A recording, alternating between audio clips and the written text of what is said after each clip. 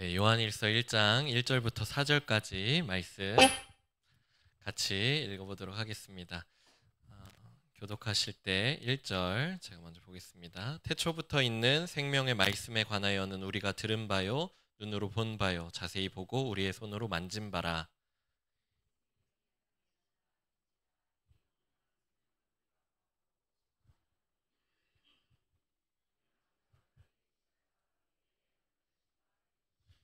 우리가 보고 들은 바를 너희에게도 전함은 너희로 우리와 사귐이 있게 하려 함이니 우리의 사귐은 아버지와 그의 아들 예수 그리스도와 더불어 누림이라. 아멘. 네. 이번 2박 3일을 통하여서 우리 청년부 오랜만에 자체 수련회를 같이 갖게 되었습니다. 정말 오랜만에 수련회인 만큼 기대하는 것도 있었고, 그리고 오히려 또 너무 오랜만이라서 기대 없이 온 청년들도 참 많았었고요. 청년부 사역을 하면서 여러 가지 이렇게 청년들의 이야기를 들으면서 어떻게 우리가 서로 하나 되어지고 또 하나됨 가운데에서 주님의 일을 아름답게 섬겨 나아갈 수 있을까를 항상 고민하는 가운데 함께 지어져 가네라는 주제로 같이 수련회를 이렇게 진행하게 되었습니다. 청년부는 이제 다른 교육부서에 비해서 실버 대학을 제외하고는 이제 굉장히 연령대가 다양하게 20대, 30대 이렇게 좀 이렇게 넓게 이렇게 퍼져 있고, 그래서 예전부터 이렇게 좀 나이대별로 좀 나눠주면 좋겠다 하는 그런 요청들도 가끔 듣기도 했지만 가만히 조금 생각하고 기도해 보면 할수록 우리가 서로 나이대는 조금 다를지라도 뭐 이미 각자의 개성과 성격들이 너무나도 달라서 뭐 굳이 나이대로 꼭 나눠놓지 않더라도 우리가 함께 신앙 안에서 여러 가지 이야기를 함께 나누고 여러 가지 고민들과 기도 제목들을 위해서 함께 기도할 수 있음을 좀 생각하게 되었습니다. 하지만 그럼에도 불구하고 하나 되는 것들이 참 쉽지가 않은 것 같습니다. 우리 성도님들도 그런 것들을 여러분들의 그 신앙생활 가운데서 그런 것들을 많이 느끼실 수 있을 것 같아요. 우리가 오랫동안 같이 신앙생활을 함께 해왔음에도 불구하고 우리 가운데 깊이 이렇게 묵어있는 개인주의와 여러 가지 자기가 이렇게 원하는 그런 것들, 자기의 편한 것들을 찾아서 이렇게 하는 것들이 우리 가운데 많이 있다 보니까 그런 게 참 쉽지가 않은 것을 많이 느끼게 됩니다. 이번 수련회를 통해서 특히 이번 말씀을 통하여서 저는 우리 청년들과 함께 신앙생활이 어떠한 모습이어야 되나에 대해서 좀 많이 이야기를 나눴습니다. 신앙생활에 대해서 뭐 이미 간증을 통하여서 거의 얘기를 많이 해주었는데 우리 청년들이 신앙생활을 우리가 생각할 때 특히 오늘 요한일서에 나오는 그 말씀과 같이 사귐이라는 그런 한 가지 단어로 주제로서 우리가 함께 볼기를 원했었습니다. 기독교 신앙에서는 특히 요한일서에 나오는 오늘 본문에 나오는 이 사귐의 종류를 좀 세 가지 정도로 나눠볼 수 있는데 얼른 나눠보도록 할게요. 첫 번째 사귐은 태초부터 있어 왔었던 성부, 성자, 성령 하나님의 그 세 분의 사귐입니다.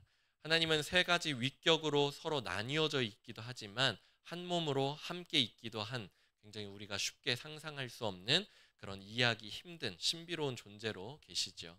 그래서 창세기 1장 1절부터 3절까지 말씀을 보면은 삼위 하나님의 각각의 그 역할들과 하신 일들이 나와 있죠. 태초에 하나님이 천지를 창조하셨고 또 모든 흑암이 깊음 위에 하나님의 영이 수면 위에서 운행하고 계셨고, 그리고 하나님이 말씀하셔서 이르시되 빛이 있으라 하시니 빛이 있었고, 이 말씀을 통해서 요한복음 1장 1절로 이렇게 대조해서 태초에 말씀이 계셨는데 그 말씀이 하나님과 함께 계셨으니 이 말씀은 곧 하나님이시다, 예수 그리스도에 대해서 얘기를 하시고 있는 것을 우리가 알 수 있겠습니다. 이처럼 우리는 이 신비로운 관계에서 삼위일체라고 우리가 얘기를 하지만 그 어떠한 것도 이 사이에 낄 수 없고 대신할 수 없기 때문에 그 관계가 너무나도 완전하고 완벽하고 그 자체만으로도 그냥 충분한 완벽한 그런 관계이고 또 사귐인 것을 우리가 알 수가 있습니다. 근데 이 관계에서 끝내신 것이 아니라 하나님께서는 그 관계 가운데 우리를 초청하셨다는 것인데요. 두 번째 사귐이 그것이죠. 삼위일체 하나님과 우리 성도의 사귐입니다.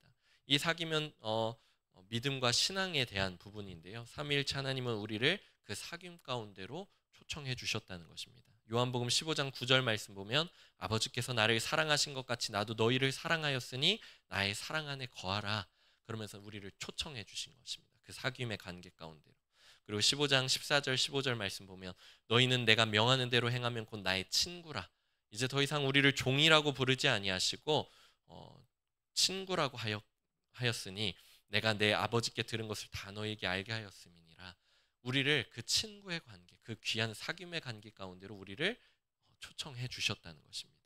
이것이 얼마나 이 하나님의 사귐이 얼마나 완전한 그 트라이앵글의 그 사귐인데 그 안으로 우리를 초청해 주셨다는 것이 얼마나 감격적이고 얼마나 대단한 초청인지를 우리가 생각해 보자면은 잠언 30장 28절에 보면은 잠언 그 아굴의 잠언에서 그 마지막 부분에 해당하는 건데요. 작은 것들, 지혜로운 작은 것들에 대한 내용 중에 그 네 번째에 나오는 것이 손에 잡힐 만하여도 왕궁에 있는 도마뱀이다. 그것이 지혜로운 존재이다. 작지만 지혜롭다 하면서 이 도마뱀은 사람들의 손에 잡혀서 언제 죽을지 모르는 언제 꼬리가 잡혀서 도망가게 되거나 그렇게 거처를 알 수 없는 그런 가운데 있지만 그가 왕궁에 살 수도 있다 하는 그런 모습을 얘기를 해주시는데 우리들도 정말 미천한 존재이고 고아와 같았었고 죄와 죽음의 노예로서 살아갔었던 우리였지만 지금은 그 왕궁, 하나님의 왕궁,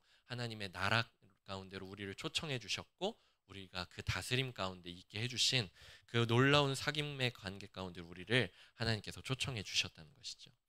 마지막 사귐은 하나님의 사귐으로 초청받은 성도와 그리고 또 다른 성도 간의 사귐입니다. 즉 성도 간의 사귐인데요.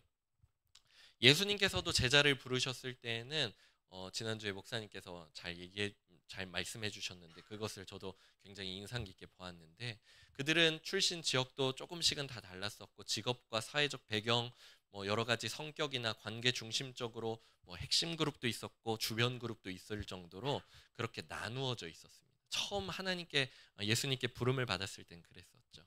하지만 그래서 많은 갈등들도 있었습니다. 누가 서로 더 크냐고 그렇게 얘기를 하기도 하고 서로 그 가운데 갈등하기도 했었습니다. 하지만 예수님께서는 그들에게 직접 본을 보여주시는 일들을 통하여서 그들이 연합할 수 있도록 해주셨죠. 그것을 직접 행해주신 것이 바로 그 마지막 만찬 자리에서 제자들의 발을 씻기신 그 사건이었죠. 예수님께서 제자들의 발을 다 씻기고 나서 해주신 말씀이 내가 새 계명을 너희에게 주노니 서로 사랑하라. 내가 너희를 사랑한 것 같이 너희도 서로 사랑하라 말씀하셨습니다. 이후에 그들은 예수님의 붙잡히심과 그리고 죽으심에 대해서 굉장히 큰 충격을 받기도 했습니다. 그러면서 흩어지기도 했지만 부활하신 예수님을 만나고 약속하신 성령을 받음으로 말미암아서 진정으로 연합된 자들이 되어서 예수님의 사랑을 실천하는 그러한 사도들이 될 수 있었습니다. 하나님은 우리의 사귐도 이러한 사귐이 되길 원하시는 줄 믿습니다. 아멘. 우리 각자는 사도들과 마찬가지로 출생 배경도 다르고 나이와 성격, 관심사 그리고 모든 것들이 다 다릅니다. 다름에도 불구하고 때로는 서로 이해할 수 없는 말과 행동들을 우리가 발견하게도 되지요. 그런데 왜 하나님께서는 우리를 이런 사람들과 함께 서로 사랑하라고 그 사랑의 관계 가운데서 교제하라고 하셨냐? 그 말씀이 이제 오늘 본문 4절에 나와 있죠. 바로 이 4절에 나와 있는 말씀과 같이 우리가 이것을 쓰면 우리의 기쁨이 충만하게 하기 위해서이다. 그렇게 말씀을 하고 계십니다. 이 말씀을 들을 때 이 사귐에는 한 가지 확실한 약속이 되어진 것이 있는데 그것은 바로 충만한 기쁨, 완전한 기쁨이 이 안에 있기 때문이라고 우리에게 말씀해 주고 있는 것입니다. 누군가는 이 말씀을 딱 들으면서 이게 어떻게 기쁨이냐, 어떻게 이 기쁨이 충만해진 것이냐, 완전한 기쁨이 될 수 있냐고 반문하실 수 있습니다. 왜냐하면 굉장히 수많은 사람들이 교회 안에서도 때로는 사람들과의 관계에서 시험에 들기도 하고 유혹에 빠지기도 하고 그러면서 멀어지기도 하고 하기 때문이죠.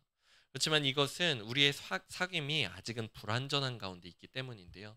먼저 하나님과 성도와의 그 관계가 불완전할 수 있습니다. 하나님께서는 완전하시지만 여전히 우리의 믿음은 불완전합니다. 따라서 우리는 그 불완전함 속에서도 계속 성령께로 나아가고 성령님을 구하면서 나가야 될 줄 믿습니다. 그러면 성령님께서는 우리를 예수님께로 인도하실 것이고 또 성령님께서는 우리를 하나님 아버지께로 인도하여 주실 줄 믿습니다. 그런 가운데 그렇게 완전한 사귐 가운데 점점 나아가야 될 줄 믿습니다. 또 성도 간의 관계도 불완전할 수 있죠. 다름을 인정하지 못하고 이해하지 못할 수 있습니다. 하지만 이것은 다른 사람을 뜯어고치는 방법, 그런 방법으로는 절대 이루어질 수가 없다는 것이죠. 그래서 예수님께서는 제자란 무엇인가에 대해서 말씀하여 주실 때 이렇게 말씀하셨습니다. 누가복음 9장 23절 말씀 보면 또 무리에게 이르시되 아무든지 나를 따라오려거든 자기를 부인하고 날마다 제 십자가를 지고 나를 따를 것이니라. 아멘. 상대방을 무시하고 상대방을 부인하는 것이 아니라 또 남에게 나의 십자가를 그렇게 지어주는 것이 아니라 자기를 부인하고 나를 부인하고 내 방식, 내 방법, 내 편의, 내가 원하는 것, 나의 이익과 나의 것들을 내세우는 것이 아니라 그 모든 것을 부인함으로 말미암아서 날마다 나의 십자가를 지어 나아가는 것이 바로 그 관계, 완전한 관계로 나아가는 옳은 방법인 줄 믿으시기 바랍니다.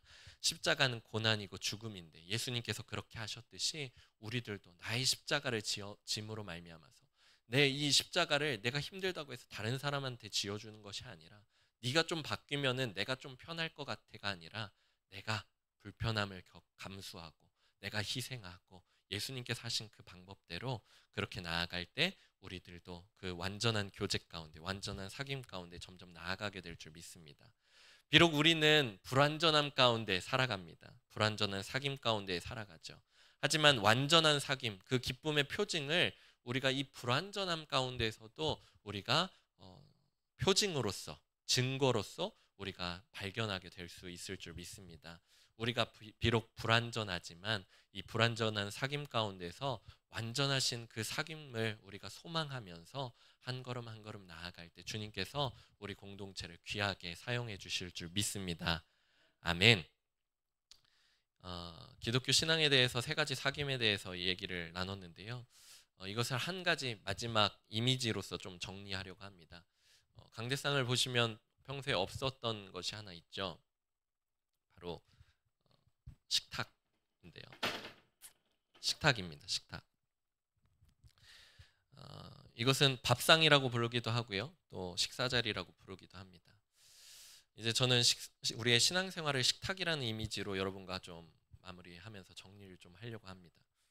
사실 성경에는 이 식탁과 관련된 장면들이 굉장히 많이 나옵니다. 아브라함이 세 명의 나그네이자 천사들을 그렇게 영접한 후에 떡과 송아지 요리를 그렇게 대접했을 때 그들이 내년에 아들을 낳을 것이라는 그런 약속을 받았던 자리가 바로 이 식사 자리입니다. 또 오늘 낮에 봤었던 본문에서처럼 출애굽 전에 6월절에 그 만찬으로 온 가족들이 식탁에 모여 앉아서 어린 양을 잡아 먹었던 곳이 바로 이 식탁입니다. 원수의 목전에서도 상을 차려주셔서 다윗을 보호하시고 평안하게 하셨던 하나님께서 이 시편 23편에 나오는 그 장소가 바로 이 식탁입니다.